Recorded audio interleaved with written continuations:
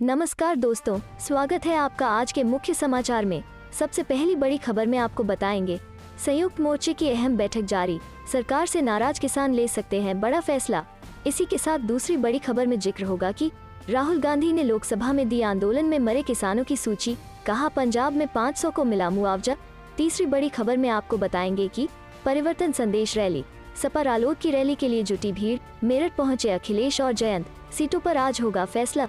दोस्तों, हर एक खबर की गहराई में आपको ले जाएंगे, लेकिन दोस्तों खबर में आगे बढ़ने से पहले अगर आपको भी ऐसा लगता है कि 5 राज्यों के चुनाव में महंगाई का असर पड़ेगा और भाजपा का सुपड़ा साफ होगा, तो आप अभी इस वीडियो को लाइक कीजिए और इस लाल बटन को दबाकर चैनल को सब्सक्राइब करके घंटी बजाइए और कमेंट में लिखिए जय हिंद। संयुक्त मोर्चे की अहम बैठक जारी, सरकार से नाराज किसान ले सकते हैं बड़ा फैसला। जी हाँ दोस्तों, किसान आंदोलन की अगली रणनीति को लेकर संयुक्त किसान मोर्चा की अहम बैठक जारी है। किसानों द्वारा गठित 5 सदस्यीय कमेटी को सरकार की ओर से बातचीत का कोई निमंत्रण नहीं मिला, जिसे लेकर किसानों में रोष है। ऐसे में कमेटी के सभी सदस्यों ने सिंघू बॉर्डर पर आपात बैठक की। कमेटी के सदस्यों ने सरकार के रवैये को शर्मनाक बताया है। किसान नेता डॉक्टर दर्शनपाल ने बयान देते हुए कहा है कि किसानों में बहुत ज्यादा गुस्सा है। उनका कहना दोबारा ट्रैक्टर मार्च किया जाए। सिंघू बॉर्डर पर बैठक के बाद पत्रकारों को कमेटी सदस्य युद्धवीर सिंह, गुरनाम चौनी, शिव कुमार कक्का व अशोक धावले ने कहा कि अभी तक उनके पास सरकार से बातचीत का कोई निमंत्रण नहीं आया है। ऐसे में अब आज हो रही बैठक में अहम निर्णय लिया जाएगा। चलते हैं अगली खबर की तरफ। राहुल गांधी ने लोकसभा में दी आंदोलन में मरे किसानों की सूची, कहा पंजाब में 500 को मिला मुआवजा। जी हाँ दोस्तों, कांग्रेस सांसद राहुल गांधी ने लोकसभा में भी कृषि आंदोलन के दौरान किसानों की मौत का मुद्दा उठाते हुए सरकार से उनके परिजनों को मुआवजा दिए जाने की मांग की है। कृषि कानूनों के खिलाफ आंदोलन के दौरान करीब 700 किसानों की मौत हुई थी। पीएम नरेंद्र मोदी ने देश और किसानों से माफी मांगी थी। उन्होंने स्वीकार किया है कि उनकी ओर से गलती की गई थी। राहुल गांधी ने लोकसभा में किसान आंदोलन पर बोलते हुए कहा, 30 नवम्बर को कृषि मंत्री से पूछा गया था कि आंदोलन में कितने किसानों की मौत हुई थी। इसके जवाब में उन्होंने कहा था कि मेरे पास इस बारे में कोई आंकड़ा नहीं है। राहुल गांधी ने कहा कि यदि सरकार के पास कोई जानकारी नहीं है तो फिर हमसे लिस्ट ले ले। मैं सदन में आंदोलन के दौरान मरे किसानों की पूरी सूची रख रहा हूं। राहुल गांधी ने कहा, पंजाब सरकार ने 400 किसानों के परिजनों को 5 लाख रुपए का मुआवजा दिया है। इसके अलावा 152 किसानों के परिजनों को सरकारी नौकरी भी दी गई है। मेरे पास पूरी सूची है। इसके अलावा हमने हरियाणा के भी 70 किसानों की सूची तैयार की है, लेकिन आपकी सरकार कहती है कि आपके पास मारे गए किसानों की सूची ही नहीं है। राहुल गांधी ने कहा कि मैं चाहता हूं कि किसानों को सारे हक मिलने चाहिए और मारे गए लोगों के परिजनों को नौकरी मिलनी चाहिए। राहुल गांधी ने सदन में शून्यकाल के दौरान इस विषय को उठाया और लोकसभा के पटल पर करीब 500 किसानों की एक सूची भी रखी और दावा किया कि इन लोगों ने किसान आंदोलन के दौरान अपनी जान गंवाई। उन्होंने कहा, पूरा देश जानता है कि किसान आंदोलन में करीब 700 किसान शहीद हुए। प्रधानमंत्री जी ने देश और किसानों से माफी मांगी। प्रधानमंत्री ने स्वीकार किया कि उन्होंने गलती की है। 30 नवंबर को कृषि मंत्री से सवाल, लोकसभा में लिखित प्रश्न पूछा गया था कि कितने किसानों की मौत हुई। उन्होंने जवाब दिया कि उनके पास कोई डेटा नहीं है। कांग्रेस सांसद ने कहा, हमने इन किसानों के बारे में पता लगाया। पंजाब की सरकार ने राज्य के करीब 400 किसानों को मुआवजा दिया है।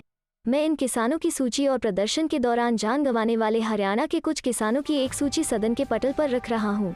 चलते हैं अगली खबर की तरफ। परिवर्तन संदेश रैली, सपा रालोद की रैली के लिए जुटी भीड़, मेरठ पहुंचे अखिलेश और जयंत, सीटों पर आज होगा फैसला। जी हां दोस्तों, सपा रालोद गठबंधन की पहली रैली आज दबथुआ में होने जा रही है। सपा के राष्ट्रीय अध्यक्ष अखिलेश यादव और रालोद के राष्ट्रीय अध्यक्ष चौधरी जयंत सिंह हेलीकॉप्टर से एक साथ पहुंचेंगे। रैली में भीड़ जुटाने के लिए दोनों दलों के पदाधिकारी कई दिन से जुटे हुए थे। आज सुबह से ही लोग रैली स्थल के लिए रवाना होना शुरू हो गए। वहीं रैली स्थल पर भारी संख्या में पुलिस फोर्स तैनात किया गया है। जयंत चौधरी और अखिलेश यादव का हेलीकॉप्टर 1:19 पर दबथुआ पहुंचा। यहां से वो रैली स्थल के लिए रवाना हो गए। ऐसा पहली बार है जब दोनों नेता एक साथ मंच किसी रैली के लिए पहुंचे हैं और एक साथ मंच साझा करेंगे। चुनाव नजदीक आते ही रैलियों का दौर शुरू हो चुका है। इसे लेकर अलग अलग पार्टियों के नेता जनता की नब्ज टटोल रहे हैं, तो वहीं एक दूसरी पार्टियों की कमियां गिना रहे हैं। सपा और रालोद के गठबंधन के बाद आज मेरठ में पूर्व मुख्यमंत्री अखिलेश यादव और रालोद अध्यक्ष चौधरी जयंत सिंह पश्चिमी यूपी की जनता का मन परखेंगे। ऐसा पहली बार है जब दोनों दिग्गज नेता एक साथ कार्यक्रम स्थल पर पहुंच रहे हैं और एक साथ मंच साझा करेंगे। चलते हैं अगली खबर की तरफ। नरेंद्र मोदी सरकार की बढ़ेंगी मुश्किलें, फरवरी में बैंक हड़ताल का ऐलान, किसान मोर्चा के नेता भी देंगे साथ। जी हां दोस्तों, केंद्र की नरेंद्र मोदी सरकार ने संयुक्त किसान मोर्चा (SKM) के 1 साल के आंदोलन के बाद किसानों की मांगों के आगे घुटने टेक दिए। 23 फरवरी 2022 को 2 दिवसीय बैंक हड़ताल का ऐलान संयुक्त किसान मोर्चा ने किया है। ट्रेड यूनियनों के बंद का समर्थन, टैक्स नहीं देने वाले लोगों को प्रति माह 7,500 रुपये देने की मांग की। ट्रेड यूनियनों का कहना है कि वे लोग लेबर कोड और EDS को खत्म करने के सरकार के फैसले के विरोध में उन्होंने बंद का आह्वान किया है। उनके एजेंडा में कृषि कानूनों के खिलाफ आंदोलन करने वाले संयुक्त किसान मोर्चा (SKM) की 6 सूत्री मांगे भी शामिल हैं। यूनियनों की मांग है कि ऐसे परिवारों को खाद्य एवं आर्थिक सहायता दी जाए जो आयकर का भुगतान नहीं करते।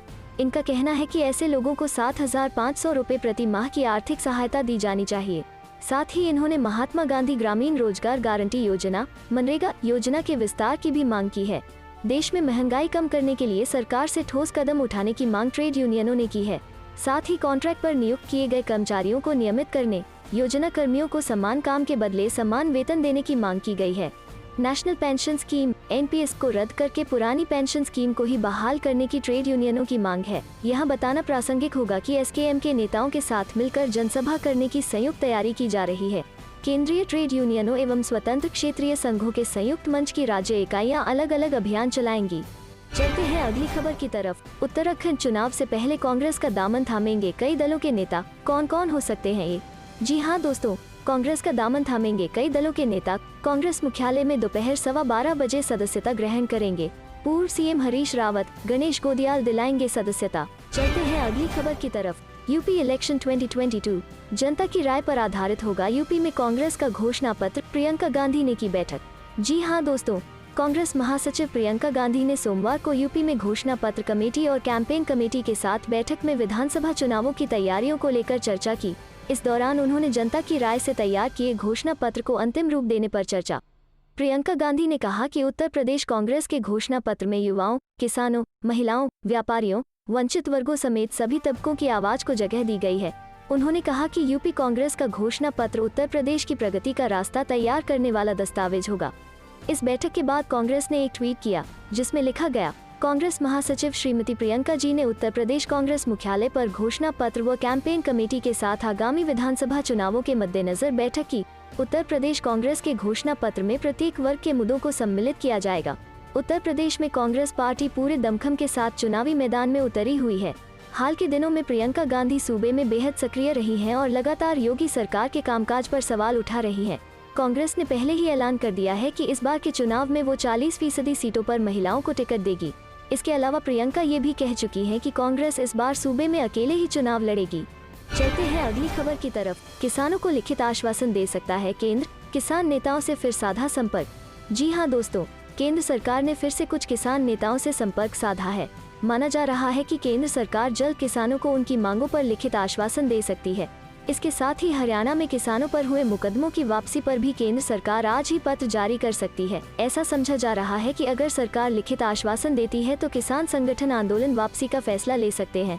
प्रधानमंत्री द्वारा तीनों कृषि कानून वापसी का ऐलान करने और संसद से उसे वापस लेने के बाद भी किसानों का आंदोलन जारी है और वे न्यूनतम समर्थन मूल्य देने, किसान आंदोलन में शहीद हुए किसानों के परिजनों को मुआवजा और नौकरी देने और किसानों पर दर्ज मुकदमे वापस लेने की मांग कर रहे हैं। कांग्रेस नेता राहुल गांधी ने आज मंगलवार ही संसद में किसानों का मुद्दा उठाया। उन्होंने लोकसभा में सरकार से मांग की है कि आंदोलन के दौरान शहीद हुए किसानों को मुआवजा और परिवार के सदस्यों को नौकरी मिलनी चाहिए। केंद्र सरकार को घेरते हुए उन्होंने कहा कि आपकी सरकार कह रही है कि कोई किसान शहीद नहीं हुआ और आपके पास नाम नहीं है। उन्होंने किसान आंदोलन के दौरान शहीद हुए किसानों के नाम लोकसभा में दिखाते हुए कहा कि किसानों का जो हक है वो उन्हें मिलना चाहिए। अगले साल की शुरुआत में यूपी, उत्तराखंड और पंजाब समेत 5 राज्यों में विधानसभा चुनाव होने वाले हैं। सरकार नहीं चाहती कि किसानों के आंदोलन और गुस्से का खामियाजा इन चुनावों में बीजेपी को भुगतना पड़े। सबसे ज्यादा संकट यूपी को लेकर है, जहां पश्चिमी यूपी में जाट किसानों की बहुलता है। चलते हैं अगली खबर की तरफ। कांग्रेस का महामंथन, महंगाई हटाओ रैली और ओमिक्रॉन के बढ़ते केसेज पर खास बैठक आज। जी हाँ दोस्तों, महंगाई हटाओ रैली का आयोजन होने जा रहा है, जिसको लेकर आज दोपहर 1:30 बजे PCC में अहम बैठक होनी है। इसमें रैली की तैयारियों को लेकर मंथन होगा। साथ ही रैली को लेकर कमेटियों का भी गठन किया जाएगा। इस बैठक को लेकर प्रदेश प्रभारी अजय माकन भी जयपुर पहुंचे हुए हैं। इस बैठक में सभी प्रभारी मंत्री और पदाधिकारी शामिल होंगे। इसके अलावा आज मंत्रिपरिषद की बैठक का आयोजन भी होना है। ये बैठक 11:30 बजे सीएम आवास पर होगी, जिसमें कोरोना के बढ़ते केसेस पर चर्चा की जाएगी। साथ ही कांग्रेस की रैली को लेकर भी चर्चा संभावित है। बता दें कि सोमवार को मीडिया से बात करते हुए प्रदेश कांग्रेस अध्यक्ष गोविंद सिंह डोटासरा ने कहा है कि रैली को लेकर प्रदेश के नागरिकों में बड़ा उत्साह है। खास तौर रैली में बड़ी संख्या में महिलाएं शामिल होने वाली हैं। देश भर का नागरिक महंगाई से त्रस्त है। राहुल गांधी, सोनिया गांधी के नेतृत्व में महंगाई को लेकर कांग्रेस बिगुल बजाने जा रही है। इसका संदेश दूर तक जाएगा। डोटासरा ने कहा कि हमारी कोशिश है कि सभी तरह की व्यवस्थाएं रखी जाए। सोशल डिस्टेंस और मास्क पहनने के प्रोटोकॉल की पूरी तरह से पालना होगी। योगी सरकार विज्ञापनों में चेहरा चमका रही। खाद दो वरना यूपी छोड़ो नारे के साथ कांग्रेस ने किया प्रदर्शन। जी हां दोस्तों, उत्तर प्रदेश में किसानों की खाद की समस्या को लेकर पूरे प्रदेश में कांग्रेस ने खाद दो वरना यूपी छोड़ो नारे के साथ सोमवार को प्रदर्शन किया। पार्टी प्रदेश अध्यक्ष अजय कुमार लल्लू ने कहा कि किसानों की आय दोगुना करने का जुमला बोलकर भाजपा सत्ता में आई थी, पर आज पूरे प्रदेश के किसान खाद की किल्लत से त्राही त्राही कर रहे हैं। योगी आदित्यनाथ सरकार विज्ञापनों में चेहरा चमका रही है, लेकिन किसानों के खेत खाद जैसी बुनियादी चीज को तरस रही है। कांग्रेस प्रदेश अध्यक्ष अजय कुमार लल्लू ने कहा कि कांग्रेस ने सोमवार को खाद की किल्लत को लेकर प्रदेश के सभी जिला मुख्यालयों पर प्रदर्शन किया। उत्तर प्रदेश कांग्रेस द्वारा जारी एक बयान के मुताबिक प्रदेश कांग्रेस अध्यक्ष अजय कुमार लल्लू ने कहा कि खाद की समस्या को लेकर प्रदेश के संपूर्ण जिलों, तहसीलों, ब्लॉकों में कांग्रेस पार्टी द्वारा खाद दो वरना यूपी छोड़ो नारे के साथ प्रदर्शन किया गया। कांग्रेस अध्यक्ष अजय कुमार लल्लू ने दावा किया, प्रदेश भर में खाद की दुकानों के बाहर लंबी लंबी कतारें लगी हुई हैं, लेकिन किसानों को खाद नहीं मिल रही है। कई गुना ज्यादा दाम पर ब्लैक में किसान खाद खरीदने को मजबूर हैं। डीजल की बड़ी कीमत ने वैसे ही किसानों की लागत बढ़ा दी है। अब योगी सरकार के कुशासन की वजह से खाद भी किसानों को रुला रही है। चलते हैं अगली खबर की तरफ। यूपी इलेक्शन 2022 जनता की राय पर आधारित होगा। यूपी में कांग्रेस का घोषणा पत्र, प्रियंका गांधी ने की बैठक। जी हां दोस्तों, कांग्रेस महासचिव प्रियंका गांधी ने सोमवार को यूपी में घोषणा पत्र कमेटी और कैंपेन कमेटी के साथ बैठक में विधानसभा चुनावों की तैयारियों को लेकर चर्चा की। इस दौरान उन्होंने जनता की राय से तैयार किए घोषणा पत्र को अंतिम रूप देने पर चर्चा। प्रियंका गांधी ने कहा कि उत्तर प्रदेश कांग्रेस के घोषणा पत्र में युवाओं, किसानों, महिलाओं, व्यापारियों, वंचित वर्गों समेत सभी तबकों की आवाज को जगह दी गई है। उन्होंने कहा कि यूपी कांग्रेस का घोषणा पत्र उत्तर प्रदेश की प्रगति का रास्ता तैयार करने वाला दस्तावेज होगा। इस बैठक के बाद कांग्रेस ने एक ट्वीट किया, जिसमें लिखा गया, कांग्रेस महासचिव श्रीमती प्रियंका जी ने उत्तर प्रदेश कांग्रेस मुख्यालय पर घोषणा पत्र व कैंपेन कमेटी के साथ आगामी विधानसभा चुनावों के मद्देनजर बैठक की। उत्तर प्रदेश कांग्रेस के घोषणा पत्र में प्रत्येक वर्ग के मुद्दों को सम्मिलित किया जाएगा। उत्तर प्रदेश में कांग्रेस पार्टी पूरे दमखम के साथ चुनावी मैदान में उतरी हुई है। हाल के दिनों में प्रियंका गांधी सूबे में बेहद सक्रिय रही हैं और लगातार योगी सरकार के कामकाज पर सवाल उठा रही हैं। कांग्रेस ने पहले ही ऐलान कर दिया है कि इस बार के चुनाव में वो 40% सीटों पर महिलाओं को टिकट देगी। इसके अलावा प्रियंका ये भी कह चुकी हैं कि कांग्रेस इस बार सूबे में अकेले ही चुनाव लड़ेगी। चलते हैं अगली खबर की तरफ। बीजेपी नेता संबित पात्रा ने किया था यूपीएससी में 19वीं रैंक लाने का दावा, अब हो रही जमकर ट्रोलिंग। जी हां दोस्तों, अक्सर टीवी चैनल की डिबेट में विपक्षी पार्टियों के प्रवक्ताओं को अपने बयानों से धोने वाले बीजेपी नेता संबित पात्रा एक बार फिर से सुर्खियों में है। बीजेपी नेता ने एक न्यूज पर अपनी योग्यता को लेकर कुछ ऐसा बयान दिया था, जिसके बाद अब सोशल मीडिया पर उनकी जमकर खिंचाई हो रही है। दरअसल बीजेपी के राष्ट्रीय प्रवक्ता संबित पात्रा न्यूज चैनल आज तक के प्रोग्राम एजेंडा आज तक में अपनी योग्यता बताते हुए टीवी पर कहा था कि उन्होंने एमबीबीएस किया है, वो एमएस कर चुके हैं, यहाँ तक कि लंदन से उन्होंने एमआरसीएस भी किया है। संबित ने आगे बताया कि साल 2000 में संघ लोक सेवा आयोग यूपीएससी की परीक्षा में 19वीं रैंक भी हासिल की है। संबित के इस बयान के बाद सोशल मीडिया पर लोग उनको ट्रोल कर रहे हैं। इधर बीजेपी नेता संबित पात्रा की तरफ से दी गई अपनी योग्यता की जानकारी को लेकर कुछ लोग उन पर झूठ बोलने का आरोप लगा रहे हैं। संबित के यूपीएससी वाले दावे पर सवाल खड़ा किया जा रहा है। उन पर गलत तथ्य पेश करने का भी आरोप लगाया गया है। हालांकि जब मामला सुर्खियों में आया तो खुद संबित पात्रा ने अपने बयान पर सफाई पेश की है, लेकिन कांग्रेस नेता आदित्य गोस्वामी ने संबित पात्रा का वीडियो शेयर करते हुए उन पर झूठ बोलने का आरोप लगाया है। संबित पात्रा की वीडियो ट्विटर पर शेयर करते हुए कांग्रेस नेता आदित्य गोस्वामी ने लिखा कि कल भाजपा नेता संबित पात्रा ने झूठ बोला था कि उन्होंने साल 2000 में यूपीएससी के एग्जाम में 19वीं हासिल की थी। इसे आसानी से सत्यापित किया जा सकता है कि संबित नाम के किसी व्यक्ति ने साल 2000 में यूपीएससी की कोई भी रैंक हासिल नहीं की। इसी के साथ उन्होंने साल 2000 की परीक्षा में रैंक हासिल करने वालों उम्मीदवारों की एक लिस्ट का लिंक भी शेयर किया।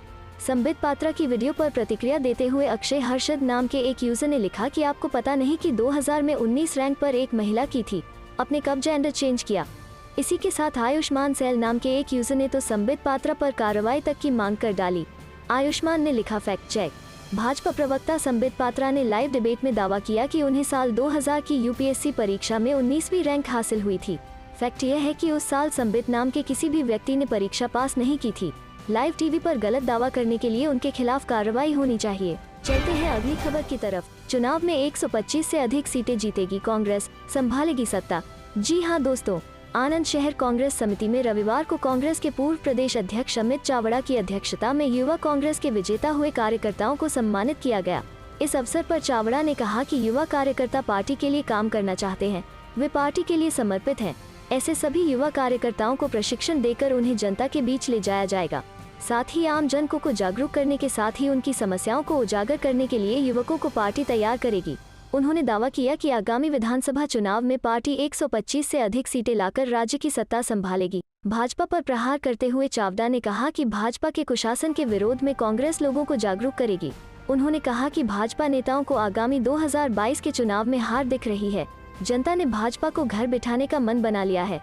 ऐसे में भाजपा नेताओं को मुख्यमंत्री समेत सभी मंत्रियों को हटाकर नया मंत्रिमंडल बनाने की व्यवस्था हो गई। उन्होंने कहा कि आगामी 2022 की विधानसभा चुनाव में आनंद जिले की 7 सीट कब्जा कर कांग्रेस राज्य में 125 से अधिक सीटें जीतेगी और राज्य का सत्ता संभालेगी। उन्होंने इसके लिए सभी कार्यकर्ताओं को तैयारी में जुट जाने को कहा। आनंद शहर में सिविल अस्पताल निर्माण करने के संबंध में चावड़ा ने कहा कि भाजपा सिर्फ वादा करती है, उसे पूरा नहीं करती। आनंद के जिला बनने के 23 वर्ष होने के बाद भी यहाँ सिविल अस्पताल नहीं बनाया गया है। जमीन के मुद्दे पर पूरे मामले को उलझाकर जिले की जनता को सिविल अस्पताल की सुविधाओं से वंचित रखा गया। इससे पूर्व बैठक में युवा कांग्रेस के विजेता हुए कार्यकर्ताओं को सम्मानित किया गया। इसमें यूथ कांग्रेस के प्रदेश महामंत्री पद के विजेता चेतना रॉय समेत जिले और तहसील स्तर के विजेता हुए युवा कांग्रेस के कार्यकर्ताओं का सार्वजनिक रूप से सम्मान कार्यक्रम आयोजित किया गया। इस अवसर पर आनंद के विधायक कांतिभाई सोढ़ा परमार, शहर कांग्रेस प्रमुख अल्पेश परियार समेत अन्य नेतागण मौजूद रहे। चलते हैं अगली खबर की तरफ। आंदोलन, टिकैत बोले किसानों और सरकार के बीच जमी बर्फ पिघल रही। आचार संहिता लगने के बाद मिशन यूपी पर फैसला। जी हां दोस्तों, किसानों और केंद्र सरकार के बीच 1 साल से जमी बर्फ पिघलती नजर आ रही है, लेकिन मिशन यूपी लंबा चल सकता है। भारतीय किसान यूनियन भाकी उप प्रवक्ता चौधरी राकेश टिकैत का कहना है कि आचार संहिता लगने के बाद इस मसले पर अगला कदम उठाएंगे। यूपी के किसानों को महंगी बिजली मिल रही है, गन्ने का भुगतान नहीं हुआ है। बैंकों के निजीकरण बिल पर कहा कि देश में साझा आंदोलन की जरूरत है। भाकी उप प्रवक्ता चौधरी राकेश टिकैत ने ट्वीट कर कहा कि किसान आंदोलन जब शुरू हुआ तभी आगाह किया गया था कि अगला नंबर बैंकों का है। सोमवार को संसद में सरकारी बैंकों के निजीकरण का बिल पेश होने जा रहा है। निजीकरण रोकने के लिए देश में साझा आंदोलन किए जाने की जरूरत है। मुजफ्फरनगर से 5 सितंबर को शुरू किए गए मिशन यूपी पर टिकैत ने एक बयान में कहा कि आचार संहिता लगने के बाद ही इस पर निर्णय करेंगे। प्रदेश में किसानों के मुद्दे लंबित हैं। महंगी बिजली सबसे बड़ी समस्या बन गई है। भाकियू नेता धर्मेंद्र मलिक ने कहा कि किसान आंदोलन में 708 किसान शहीद हुए हैं। संयुक्त किसान मोर्चा ने इसकी सूची तैयार की है। आंदोलन का केंद्र सिंघू बॉर्डर रहा है, इस वजह से यहीं पर किसान स्मारक बनाने के लिए जगह चाहिए। भाकियू प्रवक्ता चौधरी राकेश टिकैत ने मजाकिया लहजे देशी कहावत सरकार ने दिया तेल पल्ले में गेर का भी बयान में जिक्र किया। टिकैत ने कहा कि चुनाव 5 साल में आते हैं। आचार संहिता लगने से पहले सरकार का फूल खिल रहा है। किसानों को इसमें अधिक से अधिक शहद लेना है। चलते हैं अगली खबर की तरफ। नागालैंड में सेना की गोलीबारी में आम नागरिकों की मौत के मामले में एनएचआरसी सख्त, केंद्र और राज्य को नोटिस जारी कर 6 हफ्तों के अंदर मांगी रिपोर्ट। जी हां दोस्तों, नागालैंड के मोन जिले में सुरक्षा बलों द्वारा की गई कथित गोलीबारी में 14 आम नागरिकों की मौत के मामले में राष्ट्रीय मानवाधिकार आयोग ने सोमवार को केंद्र और नागालैंड को नोटिस जारी किया। अधिकारियों ने ये जानकारी दी। पुलिस ने रविवार को बताया था कि नागालैंड के मोन जिले में 3 घटनाओं में सुरक्षा बलों ने गोली चलाई, जिसमें 14 नागरिकों की मौत हो गई और 11 अन्य घायल हो गए थे। पुलिस के अनुसार पहली घटना में अनजाने में नागरिकों पर गोली चलाई गई। इसके बाद हुए दंगे में एक सैनिक की भी मौत हो गई। आयोग ने एक बयान में कहा कि एनएचआरसी ने उन मीडिया रिपोर्ट का स्वतः संज्ञान लिया है जिनमें बताया गया है कि मोन जिले में शनिवार शाम कुछ कोयला खदान कर्मी एक पिकअप वैन में सवार होकर लौट रहे थे और इसी दौरान सेना के जवानों की गोलीबारी में कई आम नागरिकों की मौत हो गई। चलते हैं अगली खबर की तरफ। ओमाइक्रॉन को रोकने के लिए क्या फिर पड़ेगी भारत में लॉकडाउन की जरूरत? जाने एक्सपर्ट्स के जवाब। जी हाँ दोस्तों, कोरोना वायरस के नए वेरिएंट ओमिक्रॉन ने एक बार फिर लोगों को गहरी चिंता में डाल दिया है। नए वेरिएंट की रफ्तार पिछले डेल्टा वेरिएंट से भी 3 गुना ज्यादा बताई जा रही है। ऐसे में क्या वायरस की रफ्तार पर ब्रेक लगाने का लॉकडाउन ही एकमात्र रास्ता है? या क्या तीसरी डोज पर भी सरकार को विचार करना शुरू कर देना चाहिए? आइए जानते हैं इन सवालों के जवाब में एक्सपर्ट्स क्या कहते हैं। Infection disease expert doctor Chandrakant Lahariya कहते हैं कि किसी भी वेरिएंट के खिलाफ वैक्सीन निश्चित रूप से सुरक्षा चक्र प्रदान करती है।